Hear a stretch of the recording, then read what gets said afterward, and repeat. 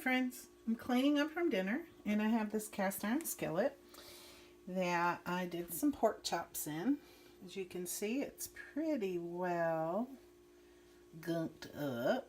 So I'm going to show you how to clean this. I've been married for 30 years and have used cast iron almost every day in those 30 years. So this method I've used, it's been tested and tried.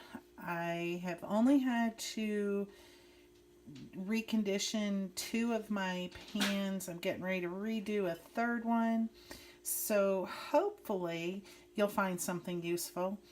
Let me just say that there are hundreds of ways to clean these pans. This is not the only way. So let me see if I can set this up for you where it's just going to play. You won't see anything. You won't see the background nasty kitchen, or because really I'm cleaning up after dinner and I've been cooking all day. And we'll just see if we can do this and maybe it'll help y'all out. So the first thing I'm going to do, and it might sound a little bit echoey because you're in my cabinet up above. The first thing I'm going to do is just rinse it out. Now, my drain has a very good constitution, so I don't pour cups and cups of grease down there, but if I get a little bit of grease in my drain, I don't have to worry about it because I maintain this and I have my way. But today, we're just talking about cast iron. So these flecks of food here, the trusty dusty, and let's see where mine is here.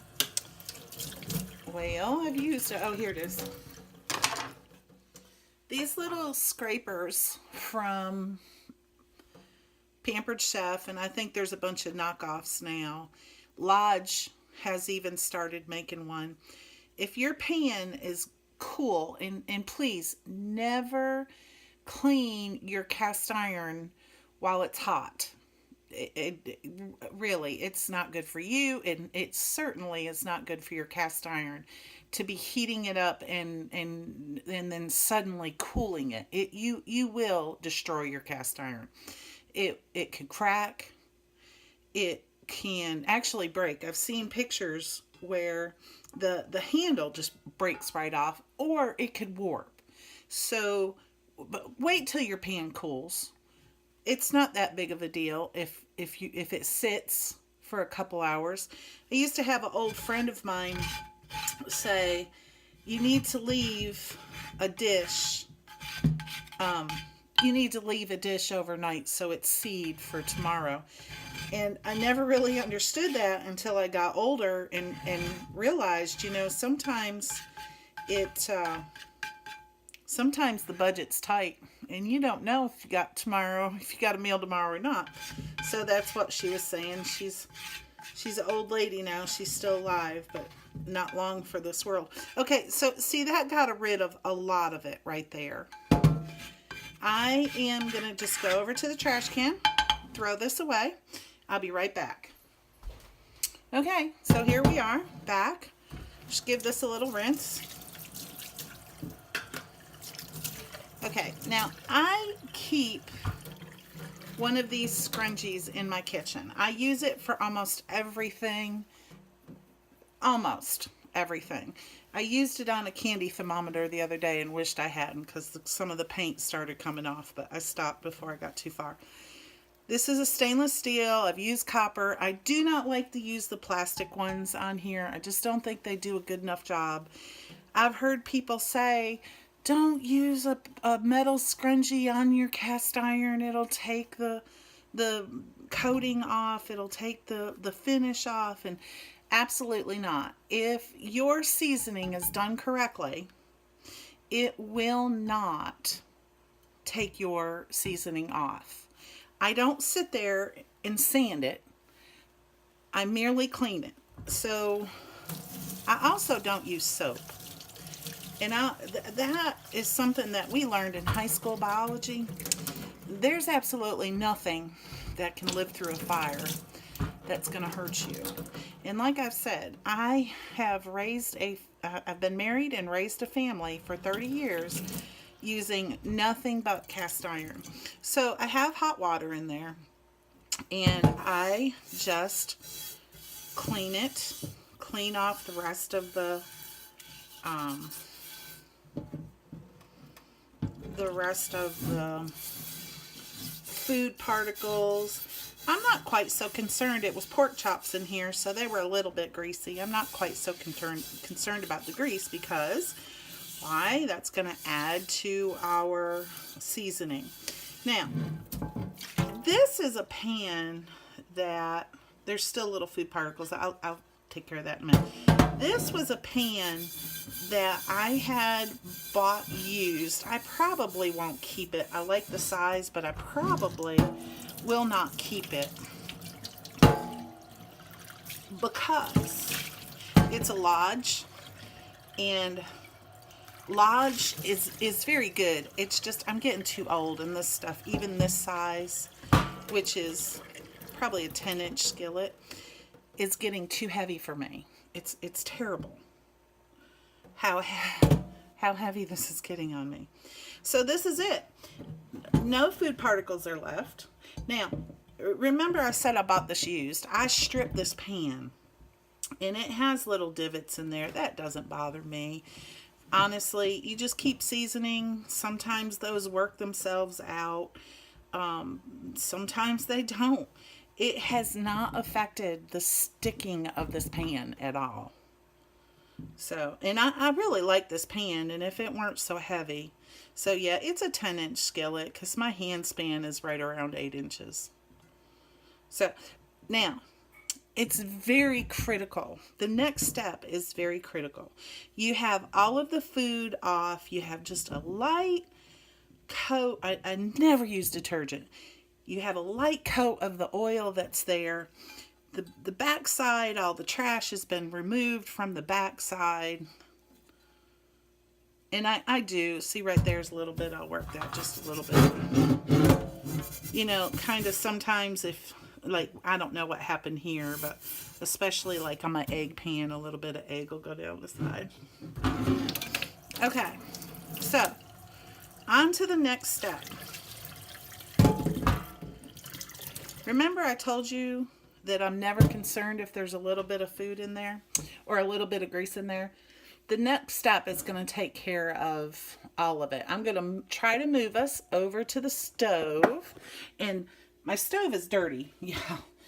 So please forgive me because really I've just been cooking all day and have just gotten into cleaning my stove for the day. So turn this on. Don't walk away from them. I've done that, and I'm going to tell you what. I have really warped a pan. So it's just on high. It's just going to, and what that's going to do is evaporate all that water. And this is how my mother taught me to do it. As a matter of fact, we used to keep ours on a wood stove. And once it dried, now the handle will be hot. Don't grab that handle. Once it dries, you can go and hang it up. I do not suggest stacking these. I have seen where that would crack them. And listen, your cast iron is precious, folks. That's what's going to feed your family. So there you go. We're just going to dry it. See, it's already starting to dry quite a bit. Now I don't hang them right away. I don't like to mess with my cast iron, moving it around a lot, unless it is room temperature. So, one of the biggest reasons I'm making this is because I just stripped this Lodge for a friend. Isn't that lovely? Now, it's been raining in North Carolina for about 10 months. We've had very few days without rain. But see, we're almost dry here. You don't have to sit here and babysit it. You really don't. But it's not bad too either. Like I said, I've warped a pan. This is That pan right there belonged to my husband's grandfather. And I had warped that pan by walking away from it and leaving it drying. So I stripped that one. I just stripped that probably 2 years ago. And I don't know that it was stripped before I got married to my husband, be honest with you. So this is a tried and true method for keeping your cast iron. Okay, so it's got a couple drops of water there, but the iron is pretty hot. I'm going to just turn it off. But this is a newer Lodge, and it's newer because it still has the dimples in it. It still has those dimples in it. That handle style, see, it's really dark there, sorry. That handle style is the newer handle style. And there's the Lodge logo. So as you can see, this was stripped. Oh, I started to tell you, I didn't get it completely stripped. That handle right there, I think it could have used another, I don't know, a few minutes in the fire. But when it rains for 10 months and you don't have firewood, like you don't keep firewood dry, you just have it to have a little bonfire in the backyard with a glass of wine, all your wood gets wet. And I just couldn't get a good fire going. But I think that these folks will be happy with the result of it. And if they keep it up with the method that I've just worked on, I don't think they'll ever have any more trouble. So here we are again. We are back to the Lodge, or the Lodge that I just cleaned for y'all. It's dry. Now the next thing that I am going to do, I keep a rag here with it's a rag that I can just use and throw away, and I try to eat as naturally as I can. Now I've actually heard people say that you can use Crisco. Crisco is a manufactured oil. I do not use it. So what do I use on my cast iron? I use saved bacon grease or lard, either one. I don't use olive oil. You can, and there are people that do this successfully. Look, again, hundreds of ways to do this. Find your way. This is what works for me. Find your way. So for me, I feel comfortable using natural oils, and I try to, look how pretty that is. I try to do this when it is hot, so that here's the thought process behind that.